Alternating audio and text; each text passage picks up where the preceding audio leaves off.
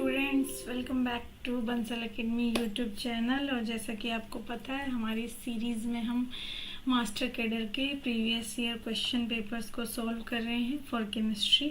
ये हमारी सीरीज़ चल रही है लेक्चर कैडर के पेपर सॉल्यूशन की। और लेक्चर कैडर के पेपर के सॉल्यूशन में 2016 के पेपर का सॉल्यूशन जो है ये चल रहा है। मास्टर कैडर के पेपर्स का सॉल्यूशन आपको हमारे यूट्यूब चैनल पे मिल जाएगा, गो चेक इट आउट। और अब तक की हमारे वीडियोस में हम क्वेश्चन नंबर 76 तक क्वेश्चंस जो है सॉल्व कर चुके हैं। इस वीडियो में हम आगे क्वेश्चंस को सॉल्व करेंगे। So let's get started without wasting even a second. Among the following statement which one is correct? इनमें से कौन सी स्टेटमेंट जो है वो करेक्ट है? ये अबंडेंस का क्वेश्चन है बच्चों, ये थ्योरेटिकल क्वेश्चन है। तो अगर आपको परफेक्ट क्वेश्चन का आंसर पता हो तभी ऐसे क्वेश्चंस को आंसर करें। जो सीरियम होता है आपका वो वे मोर अबंडेंट होता है कॉपर से, so B is the answer. Next की तरफ चलते हैं। कोऑर्डिनेशन नंबर बताना है इसमें आपका। थोरियम का कोऑर्डिनेशन नंबर आपको बताना है। देखिए आपको कंपाउंड क्या दिया हुआ है, आपको दिया हुआ है K4 थोरियम ऑक्जेलेट। ठीक है, ऑक्जेलेट क्या होता है? ऑक्जेलिक एसिड से आपका ऑक्जेलेट आता है, ये आपका ऑक्जेलेट होता है। ठीक है, ये आपका ऑक्जेलिक एसिड होता है, सॉरी। इसमें से अगर आप हाइड्रोजन को निकाल देते हैं ये आपका ऑक्जेलेट हो जाता है। ठीक है, तो आपको दिख रहा है ये आपका बाइडेंटेट लिगेंड है। कौन सा लिगेंड है? बाइडेंटेट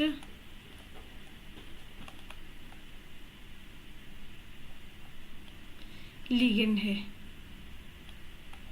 ये आपका बाइडेंटेट लिगेंड है। ठीक है, तो अगर आपको दिख रहा है कि ये दो तरीके से, दो ऑक्सीजन के थ्रू जो है वो आपका डोनेशन करेगा थोरियम के ऊपर, तो आपको सीधा सीधा पता चल रहा होगा कि यहाँ पे कितने ऑक्सीलेट हैं? 4।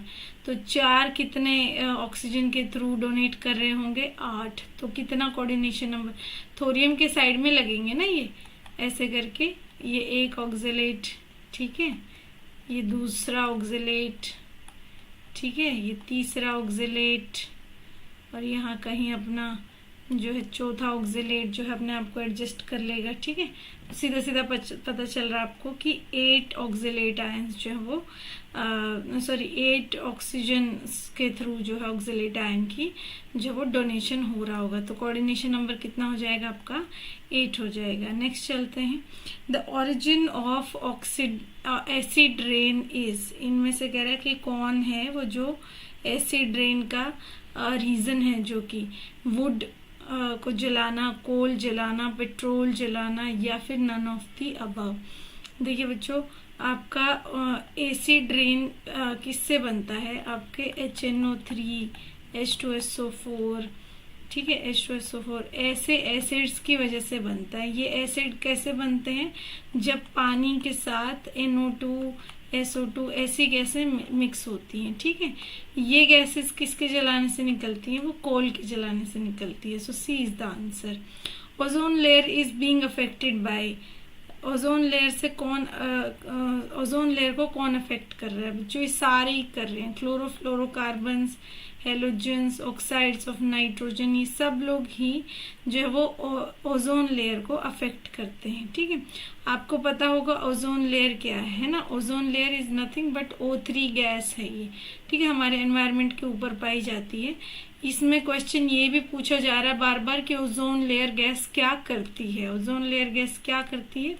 ओजोन लेयर गैस क्या करती है? सन से आने वाली हार्मफुल UV रेडिएशन, यही ऑप्शन में देता है वो, ऑप्शन में यही चीजें डालता है कि आपकी O3 जो है वो किससे बचाती है। ऑप्शंस में ऐसे लिखा होगा X ray, gamma ray, UV रे। ठीक है, तो उनमें से आपका जो आंसर होगा वो UV रे होगा। ठीक है, नेक्स्ट चलते हैं। Question number 81। क्वेश्चन नंबर 81 में क्या कर रहा है? Among group third element the most stable univalent oxidation state is shown by. कहता है ग्रुप थर्ड को उठा लो, ठीक है, और उसमें ये बताओ सबसे स्टेबल यूनिवेलेंट ऑक्सीडेशन वाला कौन सा कंपाउंड है। यूनिवेलेंट मतलब जो कि +1 ऑक्सीडेशन स्टेट रखेगा, ऑक्सीडेशन स्टेट कितनी रखेगा आपकी, +1 रखेगा। ठीक है, अब देखिए ग्रुप थर्ड का मतलब क्या हुआ, एक सेकंड रुकिए, ग्रुप थर्ड का मीनिंग क्या हुआ बच्चों, बोरोन, एल्यूमिनियम, गैलियम, इंडियम और आपका टेलेरियम, है ना। तो अब आप देखिए यहाँ पे बोरोन की क्या ऑक्सीडेशन जो इलेक्ट्रॉनिक कन्फिग्रेशन होती है 1s2 2s2 2p1, यही होती है। 5 ऑक्सीडेशन नंबर होता है इसका, ठीक बात है, if I am not wrong. Aluminium का कितना होता है 13। इस पे तो क्वेश्चन भी आता है बहुत बार कि एल्यूमिनियम का Al3 पॉजिटिव में नंबर ऑफ इलेक्ट्रॉन्स बताइए। 3 पॉजिटिव का मतलब क्या है, Al3 पॉजिटिव का मतलब क्या है कि 3 इलेक्ट्रॉन एल्यूमिनियम में से जा चुके हैं। टोटल इलेक्ट्रॉन कितने होते हैं 13 में से 3 गए, रह गए कितने 10।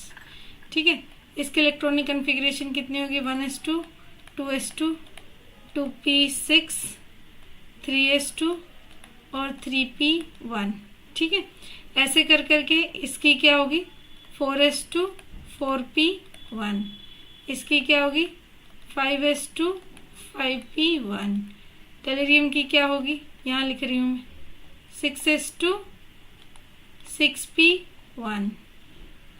अब देखिए ये और ये जो आपके एटम है यहाँ पे बीच में इलेक्ट्रॉनिक कन्फिग्रेशन किसकी आती है, f ऑर्बिटल में इलेक्ट्रॉन्स भरे जाते हैं। f ऑर्बिटल्स जो होती हैं उनका शील्डिंग इफेक्ट कम होता है। शील्डिंग इफेक्ट कम होने की वजह से जो ये s के इलेक्ट्रॉन है, शील्डिंग इफेक्ट मतलब आपका बीच में न्यूक्लियस बैठा है, न्यूक्लियस चारों तरफ जो ऑर्बिटल्स में इलेक्ट्रॉन भरे जा रहे हैं उनको अपनी तरफ क्या कर रहा है, लगातार अट्रैक्ट कर रहा है। ठीक है, लेकिन s ऑर्बिटल जो होती है वो न्यूक्लियस को ऐसे चारों तरफ से घेर लेती है, तो उससे क्या होता है नेक्स्ट जो p के इलेक्ट्रॉन होते हैं उन पे न्यूक्लियस का इतना कंट्रोल नहीं रहता है। उससे आगे जब जाते हैं सबसे ज्यादा शील्डिंग इफेक्ट s का होता है, उसके बाद p का आता है। p भी क्या करती है, न्यूक्लियस को बहुत अच्छे से घेर के रखती है। ठीक है, उसको बिजी रखती है अपने इलेक्ट्रॉन्स को अट्रैक्ट करवाने में। उससे क्या होता है बाहर के जो इलेक्ट्रॉन है, जो d ऑर्बिटल में इलेक्ट्रॉन पड़े होंगे उन पे न्यूक्लियस का ध्यान जो वो कम जाता है। उससे भी आगे f जो होती है उसका शील्डिंग इफेक्ट बहुत ही कम होता है, बहुत ही खराब होता है उसका शील्डिंग इफेक्ट, अच्छे से शील्ड नहीं करती है न्यूक्लियस को। न्यूक्लियस को जब शील्ड नहीं करती है तो न्यूक्लियस का ध्यान सीधे सीधे जो ये आउटर मोस्ट इलेक्ट्रॉन है s के और p के उन पे जाता है। ठीक है, उसमें से भी सबसे ज्यादा जाता है s पे। ठीक है, जब s पे ध्यान जाता है तो s के इलेक्ट्रॉन्स को अच्छे से अट्रैक्ट कर लेता है। तो s के अंदर कैपेबिलिटी नहीं रहती कि वो अपने ये 2 जो लास्ट के 2 इलेक्ट्रॉन है ये s के अंदर इसको डोनेट कर सके। अदरवाइज यहाँ पे ऐसा नहीं होता है। यहाँ पे जो ये s है ये अच्छे से आपका न्यूक्लियस को शील्ड करके रखती है। तो बोरोन जो है वो +3 ऑक्सीडेशन तक ऑक्सीडेशन दिखाता है। ठीक है, क्योंकि ये s के इलेक्ट्रॉन और ये p के इलेक्ट्रॉन दोनों बाहर जाते हैं, लेकिन यहाँ पर ऐसा नहीं होता है। इसको हम इनर्ट पेयर इफेक्ट बोलते हैं। कौन सा इफेक्ट बोलते हैं, इनर्ट पेयर इफेक्ट। ठीक है, ये आपकी केमिकल बॉन्डिंग का जो है आपका एक टॉपिक है। ठीक है, चलिए इससे क्या होता है, s के इलेक्ट्रॉन अगर नहीं जाएंगे तो कौन जाएंगे, सिर्फ और सिर्फ 6p का इलेक्ट्रॉन जाएगा, स्पेशली टेलेरियम में। +1 ऑक्सीडेशन स्टेट ही आपका टेलेरियम दिखा पाएगा।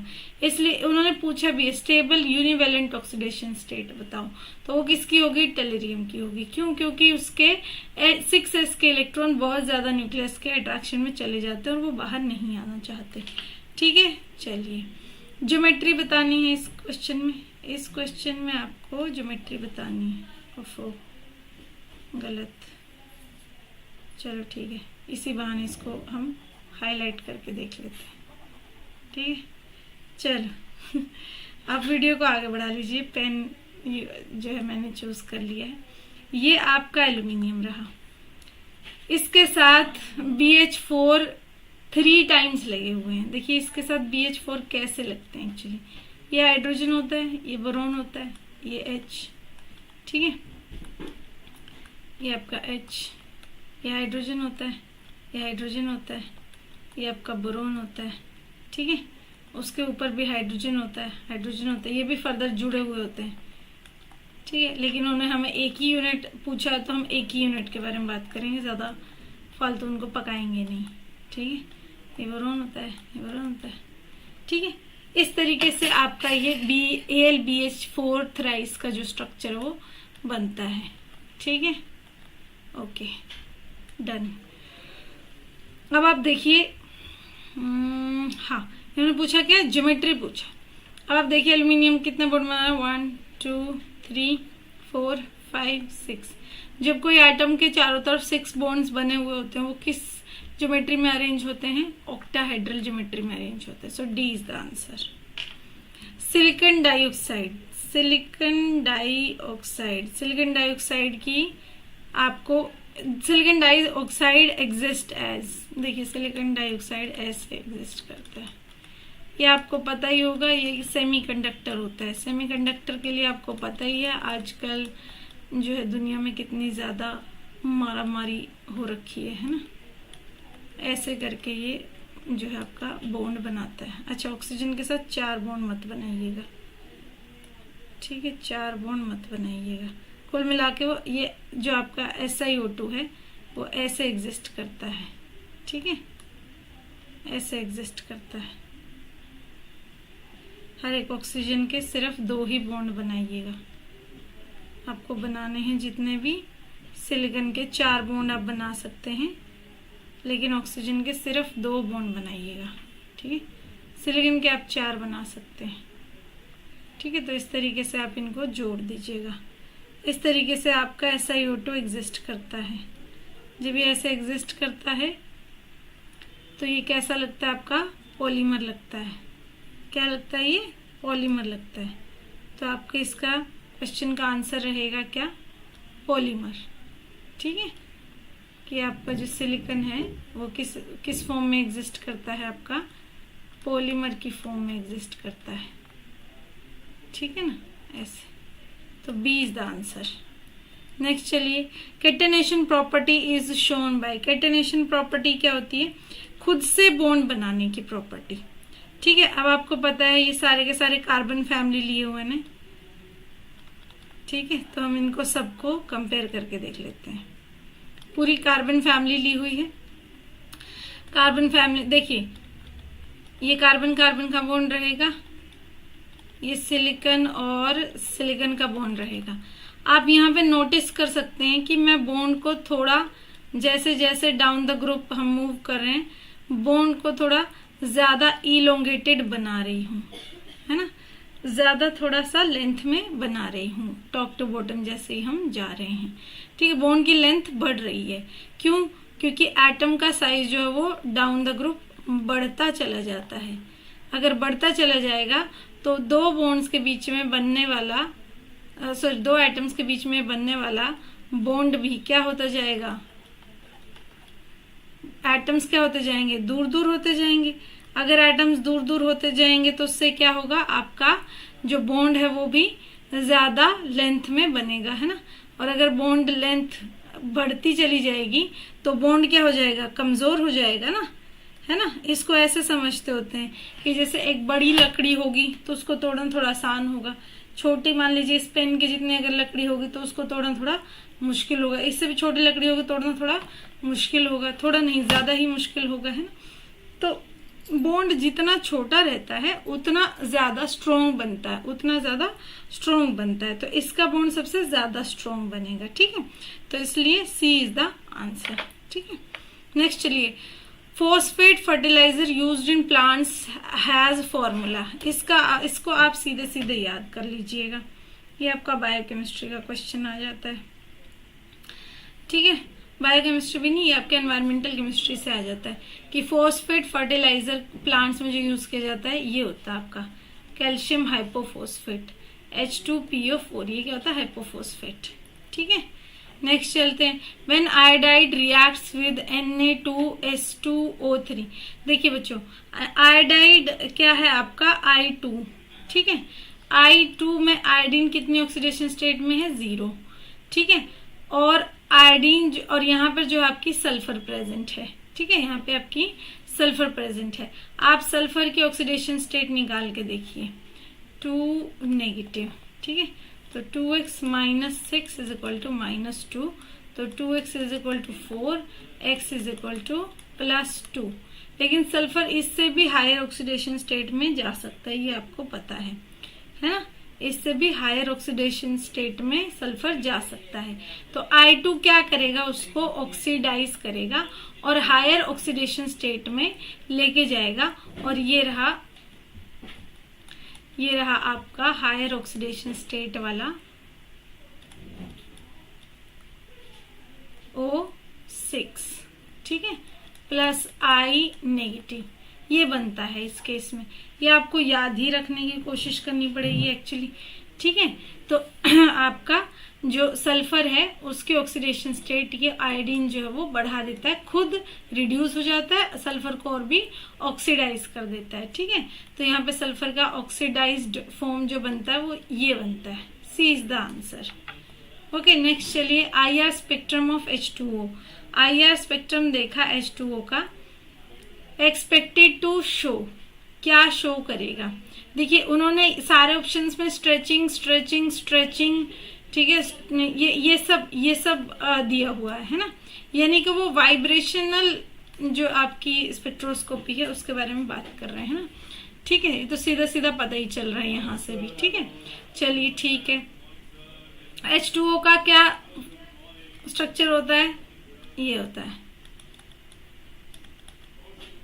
ये दो इलेक्ट्रॉन यहाँ पे प्रेजेंट होते हैं। तो आपको पता चल रहा है आपका H2O क्या नहीं है, लीनियर तो है नहीं, ठीक है, लीनियर तो है नहीं।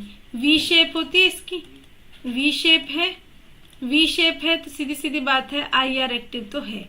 जब आपके नॉन लीनियर जो कंपाउंड्स होते हैं उनके लिए आपका नंबर ऑफ वाइब्रेशनल मोड कितने होते हैं, 3n-6, ठीक है। n क्या है, number of atoms in the molecule. हमारे एटम के अंदर मॉलिक्यूल 3 है, माइनस में 6 कर दो, ठीक है। इससे क्या होगा, 9-6 यानी कि 3 आपका आंसर आ गया। 3 वाइब्रेशनल मोड हैं, ठीक है।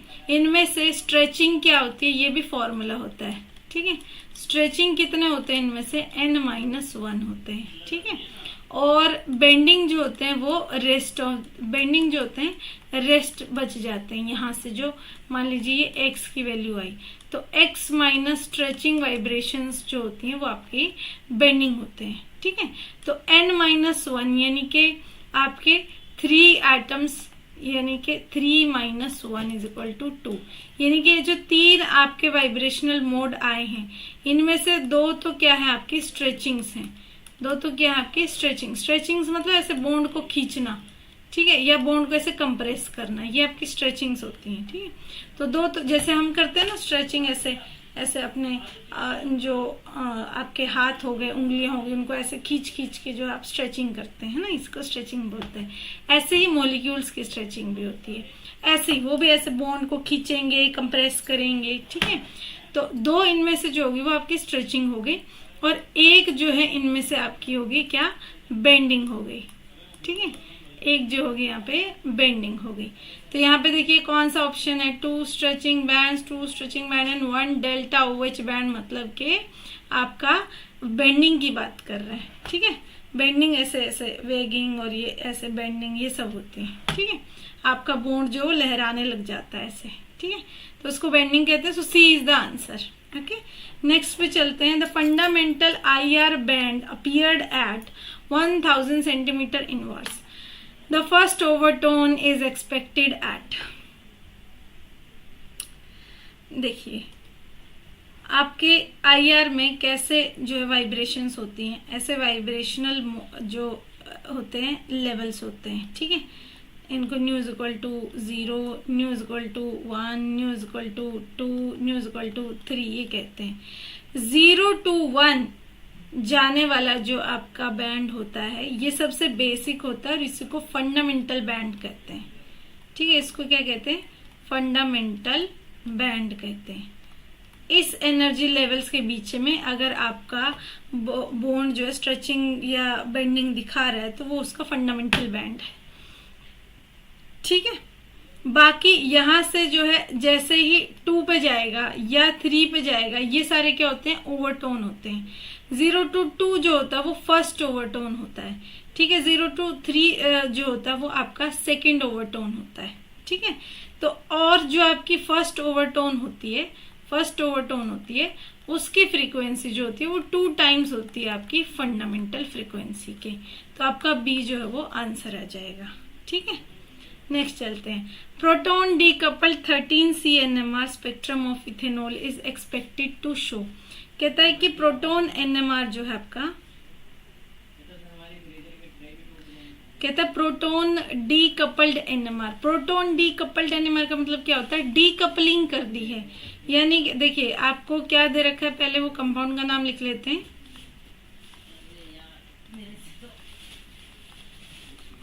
CH3CH2OH, ठीक है। इसमें से कहता है प्रोटॉन को डीकपल कर दिया, मतलब कि प्रोटॉन को की डीकपलिंग कर दी है, मतलब प्रोटॉन्स को जो है वो उसका इफेक्ट को जो है वो आपका न्यूट्रलाइज कर दिया है। इसको हम डीकपलिंग कहते हैं। यानी कि प्रोटॉन जो है वो आपके कार्बन 13 NMR में प्रोटॉन जो है वो कोई भी रोल प्ले नहीं करेंगे। जैसे हम बोलते हैं ना नॉर्मली, जैसे अगर हमें एक क्वेश्चन दिया भी जाता है, जैसे ऐसा ही कुछ क्वेश्चन होता है, आई थिंक कुछ तो मिथेनॉल पे क्वेश्चन देते हैं कि बताओ कार्बन 13 में इसके कितने सिग्नल आएंगे, तो हम बोलते हैं कार्बन तो एक ही सिग्नल तो एक ही आना चाहिए, लेकिन उसके साथ जो है आपका कौन जुड़ा हुआ है, आपका 3 हाइड्रोजन जुड़े हुए हैं। 3 हाइड्रोजन क्या करेंगे, 2Ni+1 रूल लगा के और आपकी स्प्लिटिंग कर देंगे इस एक सिग्नल की। 2Ni+1 रूल मतलब जितने नंबर ऑफ आपके हाइड्रोजन है इनटू आई कितना है उनका 1/2 है और +1, 2 से 2 कैंसर, 4 आ गई। यानी कि ये एक सिग्नल जो आना था वो आपका क्वाड्रेट में टूट जाएगा ऐसे, ठीक है। थोड़ा सा ज्यादा सुंदर तरीके से ऐसे टूटेगा वैसे, ठीक है। एकदम नीचे तक भी नहीं आएंगे बट ऐसे साफ साफ दिखेगा, ठीक है। लेकिन वो कह रहे हैं कि प्रोटॉन को तो मैंने क्या कर दिया है, डीकपल कर दिया है, यानी कि प्रोटॉन का कोई भी इफेक्ट यहाँ पे आपको दिखाई नहीं देने वाला है। अगर प्रोटॉन का कोई इफेक्ट नहीं दिखाई देगा, यानी कि जो आपके कार्बन्स हैं सिर्फ उनका ही जो है आपको सिग्नल दिखाई देने वाला है, ठीक है। ओके, देख लेते हैं। और क्या बोला है उन्होंने, इथेनॉल बोला है। इथेनॉल में कहता है बता दो फिर कितने सिग्नल आपको दिखाई देंगे। डीकपल कर दिया है, अगर कपलिंग रहती तो स्प्लिटिंग होती, स्प्लिटिंग नहीं होगी तो ये डबलेट ट्रिपलेट तो आएंगे ही नहीं, तो ये ऑप्शन तो चला गया, ठीक है। चलिए ठीक है, अब एक सिग्नल इस कार्बन के नाम का आएगा और एक सिग्नल इस कार्बन के नाम का आएगा, एक सिग्नल इस कार्बन के नाम का आएगा, ठीक है। एक एक सिग्नल दोनों के नाम के आएंगे तो D is the answer. 2 signal आएंगे ना, एक इसका और एक इसका, दोनों अलग अलग कार्बन है ना। देखिए ये कार्बन के 3 तरफ हाइड्रोजन है और एक तरफ कार्बन है। इस कार्बन के एक तरफ कार्बन है, 2 तरफ आपके हाइड्रोजन है और एक तरफ OH है। तो ये डिफरेंट हुआ, ऑब्वियसली इसका एनवायरनमेंट डिफरेंट है, और ये डिफरेंट हुआ, ऑब्वियसली इसका एनवायरनमेंट डिफरेंट है। चलिए नेक्स्ट क्वेश्चन में क्या दे रखा, 1H NMR of methanol is expected to show. 1H NMR ये आपका मिथेनॉल है। ये देखिए ये 3 हाइड्रोजन सेम कार्बन से जुड़े हुए हैं और एक ये हाइड्रोजन जो है आपका किससे जुड़ा हुआ है, ऑक्सीजन से जुड़ा हुआ है। तो ये 3 हाइड्रोजन तो सेम एनवायरनमेंट में है, सेम एनवायरनमेंट में है तो सेम एक ही सिग्नल देंगे, तो 3 का एक सिग्नल आ जाएगा, ठीक है। नेक्स्ट हाइड्रोजन को देखते हैं, ऑक्सीजन वाले हाइड्रोजन को देखते हैं। एक सिग्नल इस हाइड्रोजन के नाम का आ जाएगा, ठीक है। एक सिग्नल आपका इस हाइड्रोजन के नाम का आ जाएगा, ठीक है। लेकिन आपको पता है हाइड्रोजन से, जिस हाइड्रोजन पे कार्बन जुड़े होते हैं उससे नेक्स्ट वाले एटम पे लगे हुए हाइड्रोजन उनको स्प्लिट करते हैं। तो अभी देखिए ये जो सिग्नल इन हाइड्रोजन का आना था, इन हाइड्रोजन का ये जो सिग्नल, अच्छा ये भी मैंने ऐसे इसको मानो ये 3 हाइड्रोजन का, इसको मानो ये एक ऑक्सीजन का है, ठीक है। ये डाउन फील्ड जाता है ऑक्सीजन से जुड़ा हुआ हाइड्रोजन जो होता है, ठीक है। ठीक है, ये जो आपका एक सिग्नल आना था तीनों हाइड्रोजन्स का इतना ज्यादा इंटेंस, क्योंकि 3 हाइड्रोजन है, और ये जो एक सिग्नल जो आना था आपके OH का, वो क्या हो जाएंगे, स्प्लिट हो जाएंगे। ये 3 हाइड्रोजन का एक सिग्नल है और इनके साइड में सिर्फ एक ही हाइड्रोजन जुड़ा हुआ है। आपके जो प्रोटॉन NMR होता है उसमें स्प्लिटिंग का रूल क्या होता है, N+1, कितने हाइड्रोजन आपके स्प्लिट करने वाले हैं।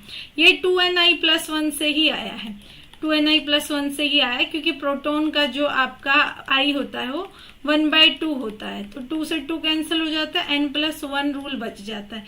इससे क्या रहता है, हमारा थोड़ा इजी रहता है इसको याद करना, बार बार में आपको कैलकुलेट करने की जरूरत नहीं पड़ेगी, स्पेशली जो आपके बायोलॉजी बैकग्राउंड से जो स्टूडेंट्स हैं, है ना। तो N+1 इसमें याद कर लीजिए इसके केस में, ठीक है। ठीक है, तो N+1 आपकी स्प्लिटिंग होगी। N कितने हैं आपके यहाँ पे, इस हाइड्रोजन के लिए देखिए, इस हाइड्रोजन के लिए देखिए, अरे इन हाइड्रोजन के लिए देखिए, कितना हाइड्रोजन यहाँ स्प्लिट करने वाले, एक ही है, यानी कि 1+1, यानी कि ये जो आपका एक इंटेंस सिग्नल आ रहा है, ये किस में चेंज हो जाएगा, आपका डबलेट में चेंज हो जाएगा, ये लो, ठीक है। अब आगे इस सिग्नल पे, ये सिग्नल आपका किसकी वजह से आ रहा है, इस हाइड्रोजन की वजह से आ रहा है, ठीक है, इस हाइड्रोजन की वजह से आ रहा है। 3 हाइड्रोजन यहाँ पे लगे हुए हैं स्प्लिट करने वाले। N+1 रूल के अकॉर्डिंग 3+1 हो गया, 3+1 कितना हो गया, 4, 4 में स्प्लिट कर देगा। एक सिग्नल था उसको कितनी स्प्लिटिंग हो जाएगी, 4 स्प्लिटिंग हो जाएगी, क्वाड्रेट इसको बोलते हैं, ठीक है, क्वाड्रेट इसको बोलते हैं। तो देख लेते हैं कौन सा ऑप्शन है ऐसा डबलेट और क्वाड्रेट वाला, ये आपका डी इज द आंसर, ठीक है। आगे चलिए 91, क्वेश्चन नंबर 91, इसमें क्या दिया हुआ है, CH2 रेडिकल OH, ठीक है, CH2 रेडिकल OH ये आपका बनाया हुआ है। कहते हैं कि ESR स्पेक्ट्रोस्कोपी में आपको कितने सिग्नल मिलेंगे, ये उसने बोल रखा है। अब आपको ये तो पता ही है कि ESR क्या होता है, इलेक्ट्रॉनिक जो आपकी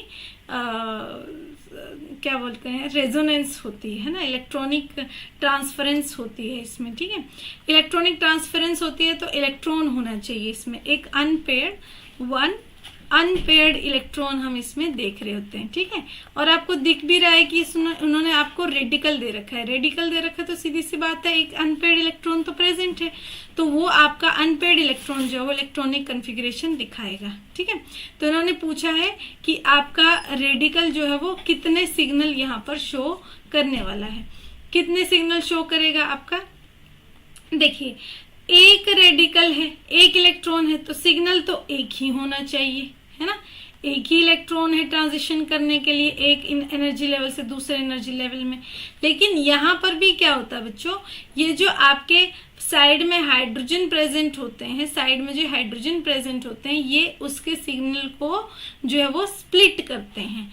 तो अब ये देखिए जहां पर रेडिकल प्रेजेंट है जिस कार्बन से, वो हाइड्रोजन तो पहले उसको स्प्लिट करते हैं, ठीक है। जैसे एक सिग्नल आना था, 2 हाइड्रोजन है, इसका रूल भी 2Ni+1 होता है स्प्लिटिंग का, सबका ही रूल ये होता है। हाइड्रोजन के लिए I कितना होता है, 1/2, कितने हाइड्रोजन है, 2 इंटू 1/2 प्लस 1, 2 से 2 कैंसिल, कितना आ गया, 3। यानी कि ये जो एक सिग्नल रेडिकल के लिए आना था ये आपका किस में स्प्लिट हो गया, यहाँ पे बना लेते हैं, ये किस में स्प्लिट हो गया, आपका 3 ऐसे सिग्नल में स्प्लिट हो गया। ये अच्छा सा नहीं लग रहा है ना, अच्छा सा नहीं लग रहा, मैं सब कुछ इरेज करके थोड़ा साफ सी जगह पे बनाती हूँ फिर, ठीक। ये मेरा पेन भी ठीक से काम नहीं कर रहा है, थोड़ा ठीक से बनाते हैं। देखिए हमने क्या बोला कि ये आपका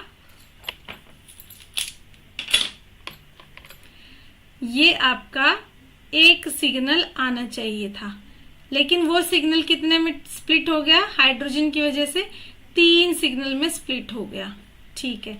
लेकिन मैंने क्या बोला, जिस कार्बन के ऊपर आपका रेडिकल है वो हाइड्रोजन तो उसको पहले शिफ्ट करते हैं, नेक्स्ट बॉन्ड के नेक्स्ट एटम के हाइड्रोजन उस स्प्लिट हुए सिग्नल को भी फर्दर स्प्लिट करते हैं, और वो भी कितने में, 2Ni+1 स्प्लिटिंग होगी। अब N कितना, यहाँ पे तो एक ही हाइड्रोजन है, तो 2 इंटू 1 इंटू 1/2 प्लस 1, ठीक है। तो ये कितना आ गया, 2 आ गया, ठीक है। तो यानी कि ये जो सिग्नल है आपका, ये जो 3 आपकी पीक्स आ रही हैं, ये भी फर्दर क्या हो जाएंगी, दो आपकी उसमें क्या बोलते हैं, पीक्स में जो है वो स्प्लिट हो जाएंगी ऐसे। यानी कि पहले आपका ट्रिपलेट बना और फिर वो फर्दर जो है वो डबलेट में चेंज हो गया, तो ये ट्रिपलेट ऑफ डबलेट, ठीक है, ऐसे बोलते हैं इसको। तो यहाँ पे देख लेते हैं, इन्होंने ये रहा 1 ट्रिपलेट एंड 1 डबलेट, नहीं ये थोड़ी, नहीं 1 ट्रिपलेट ऑफ डबलेट्स, एक ट्रिपलेट बनेगा जो कि क्या होगा, डबलेट्स का होगा। ये हर एक ट्रिपलेट जो होगा वो आपका डबलेट में ऐसे टूटा हुआ होगा, ऐसा सिग्नल आएगा, ऐसा, ठीक है। Okay, A is the answer. Next चलो, ESR spectrum of CuSO4 5H2O was recorded, it showed, ठीक है। तो पहले तो हम देख लेते हैं कि CuSO4 में कॉपर जो है उसके पास अनपेयर्ड इलेक्ट्रॉन है भी कि नहीं, है ना। ESR कौन दिखाते हैं, अभी बताया, अनपेयर्ड इलेक्ट्रॉन वाले जो स्पीशी होते हैं। जैसे अगर पिछले क्वेश्चन में वो CH3OH देते, मिथेनॉल देते, तो वो आपका ESR नहीं दिखाता क्योंकि उसमें अनपेयर्ड इलेक्ट्रॉन नहीं होता। लेकिन वो दिखा रहा है, इसका वो क्या रीजन है, उसका रीजन है उसके ऊपर रेडिकल बनाया है उन्होंने, CH2OH रेडिकल दिया है उन्होंने, ठीक है, कंपाउंड नहीं दिया है, ठीक है। यहाँ पर देखते हैं आपका CuSO4, ये सब तो कहाँ ही दिखाएंगे, तो हमें पता है। पर कॉपर किस में प्रेजेंट है, 2 पॉजिटिव फॉर्म में प्रेजेंट है। Cu2 पॉजिटिव मतलब D आपका 9, है ना, यानी कि एक अनपेयर्ड 1 अनपेयर्ड इलेक्ट्रॉन तो है, ठीक है, यानी कि कंडीशन तो सेटिस्फाई हो गई, ठीक है। अब देखिए, आपको बोला है कि इसका I जो है वो 3/2 है। स्प्लिटिंग्स किसके बराबर होती हैं, 2n into I plus 1, n मतलब अनपेयर्ड इलेक्ट्रॉन, यहाँ पर क्या होता है, अनपेयर्ड इलेक्ट्रॉन, तो अनपेयर्ड इलेक्ट्रॉन तो एक ही है, और I जो उन्होंने बोल रखा है 3/2 है, ये प्लस 1 हो गया, यानी कि 4 एनर्जी स्टेट तो बनेंगे। ये क्या आते हैं, आपकी नंबर ऑफ एनर्जी स्टेट आते हैं, ठीक है, नंबर ऑफ एनर्जी स्टेट आते हैं। लेकिन एनर्जी स्टेट ये नंबर आते हैं, ये तो होते कौन से, यानी कि 4 बनेंगे, ये आपके होते हैं 4, आपको I की वैल्यू से ही बनाने होते हैं, प्लस माइनस I की वैल्यू से ही बनाने होते हैं, plus minus I plus minus I minus 1, ऐसे कुछ बनाते हैं हम, है ना। तो यहाँ पर जो है आपका 3/2 दिया हुआ है, तो आपकी एनर्जी लेवल्स की वैल्यू कितनी आ गई, प्लस माइनस 3/2 और प्लस माइनस 1/2, ठीक है, यहां तक आ गई, ठीक है। अब आपको दिखाई दे रहा है कि ये 2 एनर्जी लेवल प्लस 1 3/2 के और 2 एनर्जी लेवल जो है वो प्लस माइनस 1/2 के, ठीक है, प्लस माइनस 1/2 प्लस माइनस 3/2, ठीक है। लेकिन इसमें ब्यूटी क्या है, ESR में उन्होंने यहाँ ये जो 4 हैं ये आपके एनर्जी लेवल्स बताता है कि कितने एनर्जी लेवल्स होंगे। अब ये एनर्जी लेवल्स आपको दिखाई दे रहा है कि ये डीजेनरेट एनर्जी लेवल्स हैं, तो यहाँ से जो है यहाँ तक इलेक्ट्रॉन चाहे प्लस 3/2 में जाए चाहे माइनस 3/2 में जाए, एक ही बात है, तो सिग्नल क्या आएगा, एक ही आएगा, ठीक है। इट शोड, अच्छा ठीक है, नहीं, इसमें क्या है आपका डीजेनरेट एनर्जी लेवल्स तो आपके बनेंगे, इतना ही बनेगा आपका। लेकिन आई थिंक इसमें क्या होता है, क्योंकि आपका मेटल प्रेजेंट है, तो इसलिए ये सारे के सारे जो एनर्जी लेवल्स हैं वो सारे के सारे ही एक्टिव होंगे, ठीक है, सारे के सारे एनर्जी लेवल ही यहाँ पे एक्टिव दिखाए जाएंगे मेटल प्रेजेंट होने की वजह से, ठीक है। मतलब मेटल प्रेजेंट होने की वजह से नहीं, आपके जो एनवायरनमेंट आपको देते हो CuSO4 को, उसकी वजह से, इसलिए आपके नंबर ऑफ सिग्नल्स तो जो होते हैं वो आपके 4 ही आएंगे, नंबर ऑफ सिग्नल्स तो जो है वो आपके 4 ही आएंगे। C is the answer, okay, ठीक है। नेक्स्ट चलते हैं, हाँ ठीक है। वो जो आपका ml की वैल्यू है बच्चों, वो मोस बार में दिखाते हैं, ठीक है। मैंने ESR और मोस बार को थोड़ा सा यहाँ पे, मेरा पॉइंटर कहाँ गया, ESR और मोस बार को जो है यहाँ पे थोड़ा सा मैंने मिक्स कर दिया, तो इसको आप इसके लिए मुझे माफ कर दीजिएगा, ठीक है। और आपके नंबर ऑफ सिग्नल्स यहाँ पे 4 ही आएंगे। ये जो 2ni+1 है, इसके केस में भी आपको नंबर ऑफ एनर्जी लेवल्स ही देगा, ठीक है। तो 4 ESR सिग्नल आपको मिल जाएंगे। नेक्स्ट चलिए, nuclear transition in Mossbauer spectrum occur with the help of, कौन सी वाली रेज जो है वो यूज होती हैं। देखिए आपको इसके बात का पता याद ही रखना पड़ेगा, ठीक है। जो सबसे लोअर रेज होती है वो होती है रेडियो वेव्स। ये रेडियो वेव्स किसके लिए यूज होती है हमारी, रेडियो वेव्स हमारी यूज होती है NMR के लिए, ठीक है। फिर आती है माइक्रोवेव्स, फिर क्या आती है आपकी माइक्रोवेव्स, फिर आती है आपकी IR वेव, ये रोटेशनल स्पेक्ट्रम के लिए होती है। IR किसके लिए होती है, वाइब्रेशनल के लिए होती है, ठीक है। ये आपको सब याद रखने हैं, ठीक है। ये NMR के लिए होते हैं, ठीक है, ओके। यूवी रेज किसके लिए होती है, यूवी स्पेक्ट्रोस्कोपी के लिए। इसमें आपके ESR VSR ये सब आ जाते हैं, ठीक है। फिर आपकी आती है एक्सरे, ठीक है। फिर कौन आती है आपकी एक्सरेज। एक्सरेज तो आपको पता ही है, आपकी बॉडी में फ्रैक्चर इन सबको जो है। इसके अलावा एक्सरे जो आपका एक्सरे जो क्रिस्टल होते हैं, ठीक है, जो क्रिस्टेलोग्राफी कह लीजिए, क्रिस्टेलोग्राफी जो आपके नैनो कंपाउंड्स बनाते हैं ना, जो लगा लीजिए कि अब तो बहुत ज़्यादा काम हो रहा है नैनो पे। नैनो मतलब छोटे छोटे जो है 2-3 ऐसे मेटल्स को मिला के, मोस्टली 2 या 3 को मिलाते हैं, उससे ज़्यादा भी मिला रहे हैं हम लोग। उन मेटल्स को मिला के उनको डिफरेंट जो है रिड्यूसिंग एजेंट की हेल्प से जो है उनको डिफरेंट ऑक्सीडेशन स्टेट में रख के एक कॉम्बिनेशन बनाया जाता है जिसको हम नैनो पार्टिकल्स बोलते हैं। उन नैनो पार्टिकल्स पे आज के टाइम पे बहुत रिसर्च हो रहा है, अगर आपको पता है तो, ठीक है। उनको रीड करने के लिए उनका क्या स्ट्रक्चर है क्या नहीं है, उसको रीड करने के लिए एक्सरे लिया जाता है, ठीक है। XPS और ये वो बहुत सारे उसमें जो स्टडीज होती हैं। फिर आपके आती हैं गामा रेज, ठीक है। फिर आपकी कौन आती है, गामा रेज।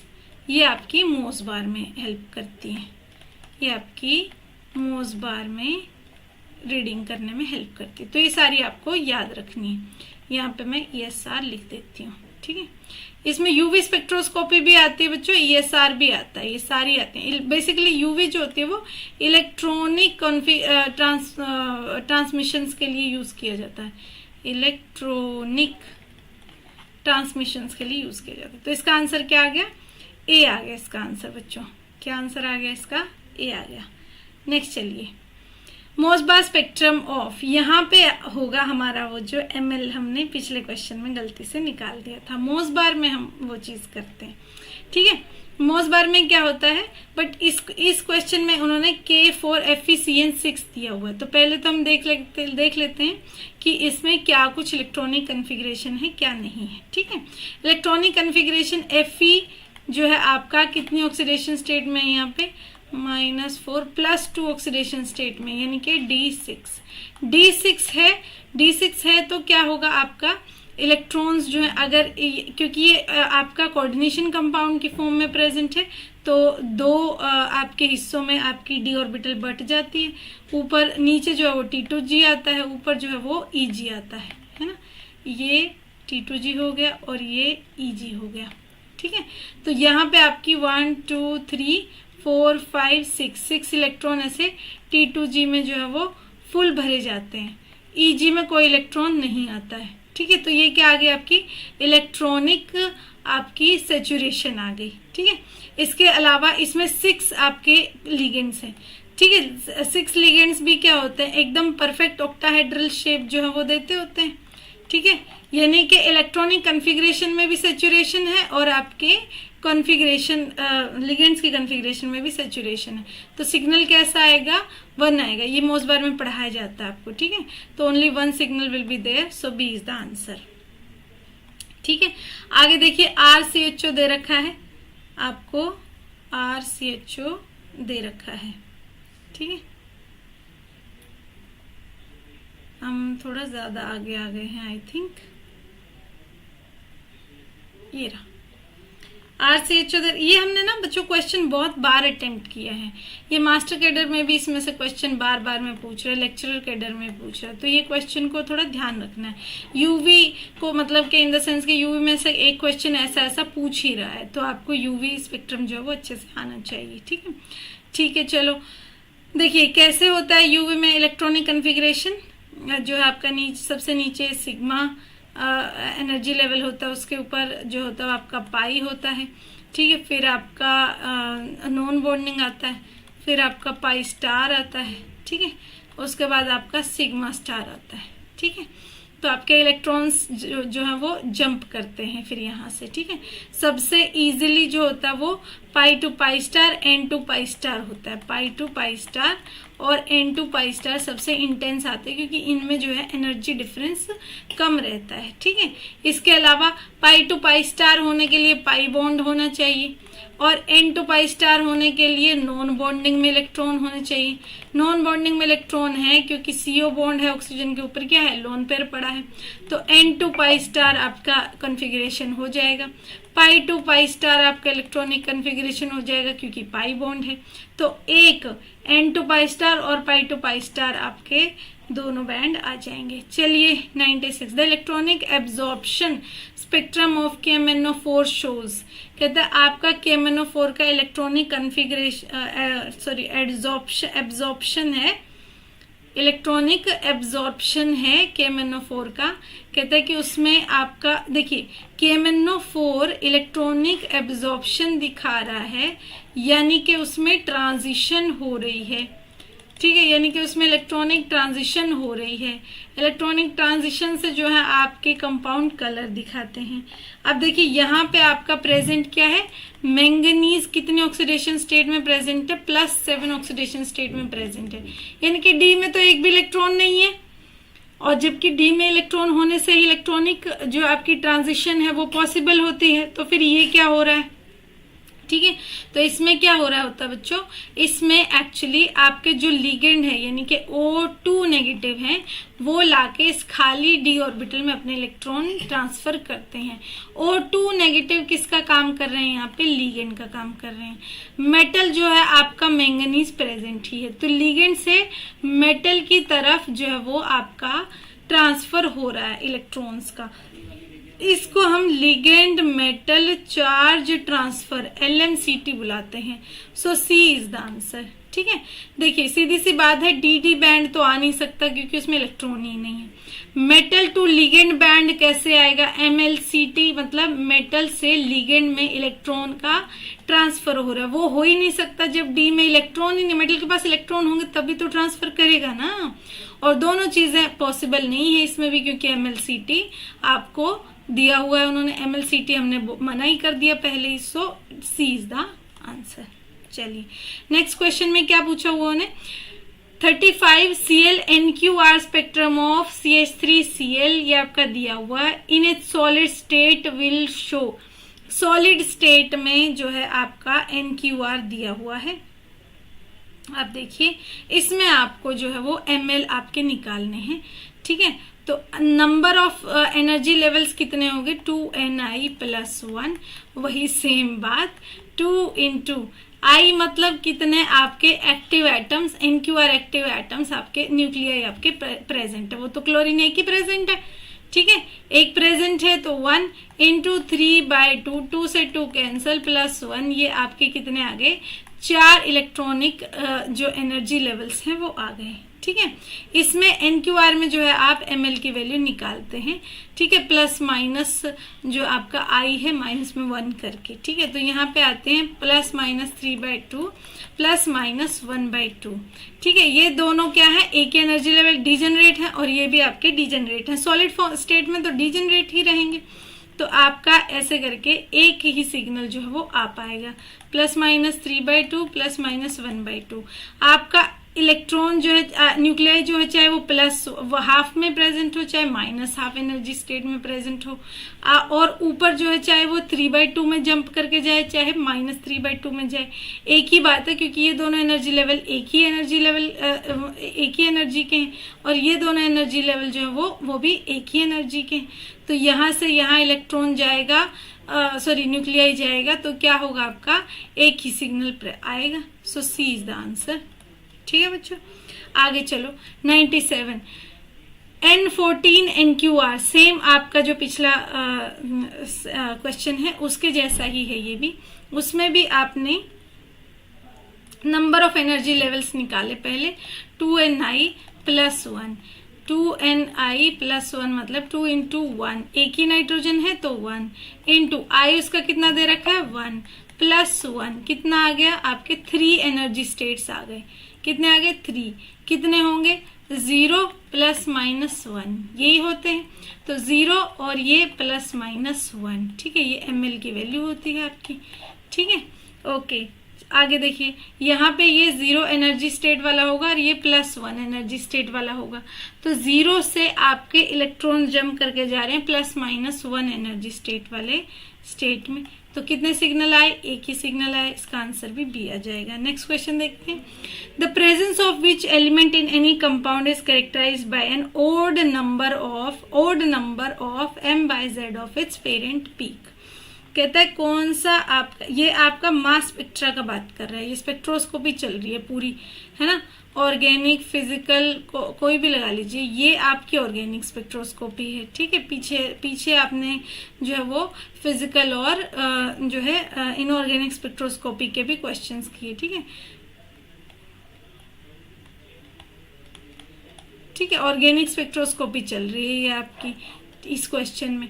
ठीक है, तो मैंने आप लोगों के लिए जो एक वीडियो सिलेबस का भी बनाया हुआ है, स्पेशली मास्टर कैडर का जो बनाया है, उसमें हमने मेंशन भी किया है कि स्पेक्ट्रोस्कोपी चाहे कोई भी है उसमें से क्वेश्चन आना ही आना है, चाहे वो इनऑर्गेनिक स्पेक्ट्रोस्कोपी, चाहे वो ऑर्गेनिक स्पेक्ट्रोस्कोपी, चाहे वो फिजिकल स्पेक्ट्रोस्कोपी है।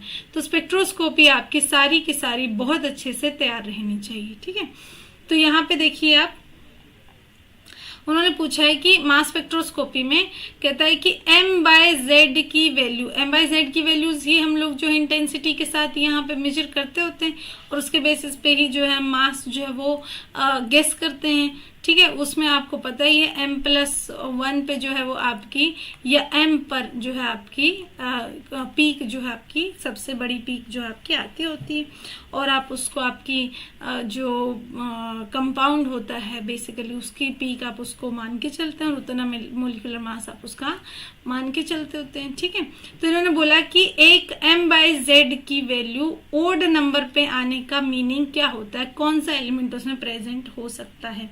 तो ये बच्चों इन सब में से आपको याद रखना है, नाइट्रोजन की प्रेजेंस जो होती है, अगर एक भी आपका नाइट्रोजन प्रेजेंट नहीं है या even number of nitrogen present है, तो आपका m/z की वैल्यू भी इवन आ जाएगी, और अगर odd number of nitrogen present है तो m/z की वैल्यू भी ओड आ जाएगी। ये सिर्फ नाइट्रोजन के केस में ऐसा होता है।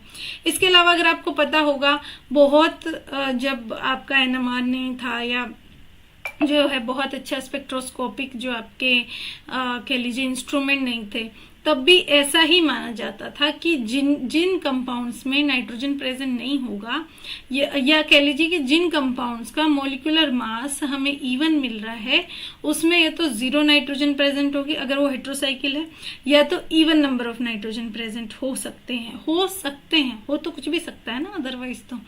ठीक है, तो इस तरीके का जो है ये पहले से ही नाइट्रोजन का, ये मास स्पेक्ट्रोस्कोपी से ही नहीं, पहले से भी नाइट्रोजन के लिए नाइट्रोजन जो है वो इस तरीके से हेल्पफुल हुआ करता था। नेक्स्ट चलिए, mass spectrum of methyl bromide. आपको मास स्पेक्ट्रम मिथाइल ब्रोमाइड का बताना है। देखिए, आपके कुछ जब ऐसे एटम्स प्रेजेंट होते हैं जो कि आइसोटोप्स होते हैं, पेन सेलेक्ट नहीं हुआ, ऐसे आइसोटोप्स जब आपके प्रेजेंट होते हैं जिनकी अबंडेंस जो है वो कंसीडरेबल होती है, तब आपका मास स्पेक्ट्रम से उनको बहुत आसानी से पता लगाया जा सकता है। ठीक है, जैसा कि मैंने अभी आपको बोला ही कि मास स्पेक्ट्रा के अंदर या तो m पर आपकी यानी कि पूरा जो मॉलिक्यूलर मास है उतने नंबर पे आपकी एक सिग्नल आ जाएगा, या फिर m+1 पे आ जाएगा। ठीक है, वो आपको क्या ऑप्शन दे रहे हैं, 94, 96, 94, 96 ऐसे कुछ ऑप्शन आपको दे रहे हैं। पहले देख लेते हैं नॉर्मल बीआर के। आपको पता है 2 आइसोटोप होते हैं, एक 79 और एक 81। हम नॉर्मल वाला देखते हैं। कार्बन कितने हैं, कितना मॉलिक्यूलर मास कितना, 12, और 3 हाइड्रोजन हो गए 15 और 79। ठीक है, आपको क्या जोड़ना है, 15 + 79। अब 79 + 10 सीधे 89 और 5 जो सीधे आपके 94 हो गए। यहाँ पे ऑप्शंस में आपको 94 दिया हुआ है, यानी कि आपका m/z वैल्यू m वाली ही ले रहे हैं। मॉलिक्यूलर मास के बराबर आपकी सबसे हाईएस्ट जो पीक है वो आपको दिखाई देगी आपके मास के अंदर। ठीक है, m+1 पर नहीं दे रहे हैं वो लोग। ठीक है, चलिए ठीक है, ओके। तो इसको तो हम जो है कैंसिल कर देते हैं। तो दोनों को ही बच्चों ध्यान रखना है, m+1 पे भी दे देता है, m+1 का ऑप्शन भी कभी कभी दे देता है। ठीक है, अब दूसरा ऑप्शन उन्होंने क्या दिया हो, एक 94 का दिया हो, एक 96 का दिया हुआ। तो m+1 की बात तो नहीं कर रहे हैं, +2 की बात कर रहे हैं। वो किसकी वजह से हो रहा है, वो आपके ब्रोमीन की वजह से हो रहा है ना। मैंने बताया 79 पे और 81 पे आपके आइसोटोप जो है वो आ सकते हैं, मास इतना होता है। तो जब 79 होगा तब आपका मॉलिक्यूलर मास पीक किस पे आएगी, आपकी 94 पे आएगी। और जब आपका 81 15 + 81 जब प्रेजेंट होगा तब कितने पे आएगी, 96 पे आ सकती है। और एक बात ध्यान रखिए, ब्रोमीन जो होता है उसके ये दोनों ही आइसोटोप ऑलमोस्ट बराबर अबंडेंस में होता है। ठीक है, एक 51% होता है तो दूसरा 49% होता है। तो ऑलमोस्ट 1:1 रहता है इनके मास में। जो पीक आती है उसकी इंटेंसिटी ऑलमोस्ट बराबर रहती है। तो 94 पे जो पीक आएगी, 96 पे भी एक पीक आएगी और 94 पे भी एक पीक आएगी, दोनों की इंटेंसिटी बराबर होगी। ये इससे आपके ब्रोमीन के प्रेजेंट होने की जो संभावना है वो आपको पता चल जाती है। ठीक है, और वो भी एक ही ब्रोमीन के होने की संभावना पता चलती है। ठीक है, 2 होते हैं तो वो ऑब्वियसली प्लस जो है आपके उस हिसाब से आपको मॉलिक्यूलर मास निकालना होगा। ठीक है, अब देखिए इसके अलावा आपको बहुत फेमस क्वेश्चन जो देता है वो Cl35 और Cl37 पर भी देता है, यानी कि आपको दे देता है CH3Cl और इसका बताओ क्या क्या सिग्नल आएगा। तो एक बार आप 15 में 35 जोड़ते, ठीक है, तो आपका 50 आ जाता है ना। और एक बार आप 37 जोड़ते तो आपका 52 आ जाता। लेकिन दोनों की खासियत क्या है, दोनों ही आपके 3:1 में प्रेजेंट होते हैं, यानी कि 35 Cl35 जो है Cl37 के मुकाबले 3 गुना प्रेजेंट होता है। अब 3 गुना प्रेजेंट होगा तो उसकी इंटेंसिटी भी तो 3 गुना आएगी ना। तो ये सिग्नल अगर सिर्फ इतना ऊंचा उठेगा तो Cl35 का सिग्नल जो इससे 3 गुना ऊंचा उठेगा। ठीक है, 3 टाइम्स उसको दिखाएंगे। तो वहां से आपको पता चल जाएगा कि हाँ इसमें Cl जो है आपका आया हुआ है और ये आपकी बेस पीक है। ठीक है, चलिए तो इसके साथ ही आपका आंसर हो जाएगा ऑप्शन नंबर सी। ठीक है, ठीक है, नेक्स्ट क्वेश्चन पर चलते हैं। मुझे लग रहा है कि हमारी वीडियो जो है वो काफी लंबी हो चुकी है। क्वेश्चन नंबर 100 तक जो है यहाँ पे हम लोग पोस्ट करते हैं। 20-25 क्वेश्चंस के जो है नेक्स्ट आपको वीडियोस जो है वो मिल जाएंगी और जो है इसके बाकी के सॉल्यूशन भी उसमें मिल जाएंगे। इसके अलावा हम बाकी के जो पेपर्स हैं डिफरेंट लेक्चरर कैडर के या किसी के भी, वो हम जो है वो सॉल्व करने वाले हैं। तो आप जो है stay tuned to our channel and see in the next video. Also हमारी ऐप का लिंक आपको डिस्क्रिप्शन बॉक्स में मिल जाएगा। सी